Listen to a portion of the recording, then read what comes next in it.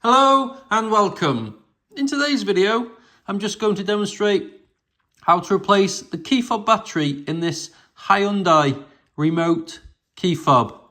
First thing what you need to do is you need to remove the emergency key fob blade out of the bottom of the fob. We do this by sliding over this little catch here, which releases the blade out of the bottom, like so. And now what you need to do is need to get a large flat-headed screwdriver, and just here there's a small indentation, just the right size to put the blade of the screwdriver in. Give it a twist gently and it cracks the two halves of the case. And there is your key fob battery.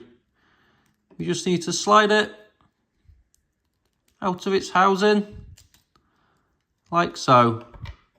This key fob takes a battery with a part number of CR2032, like this one.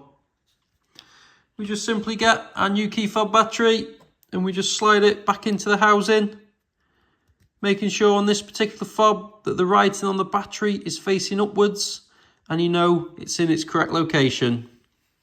And now it's just time to pop it all back together.